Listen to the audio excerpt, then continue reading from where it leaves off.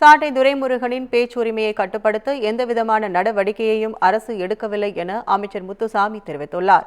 ஈரோடு மாவட்டம் பெருந்துறையில் செய்தியாளர்களை சந்தித்த அவர், சீமானுக்கு நெருக்கடி கொடுக்கும் நோக்கம் அரசுக்கும் முதல் அமைச்சருக்கும் இல்லை என கூறினார்.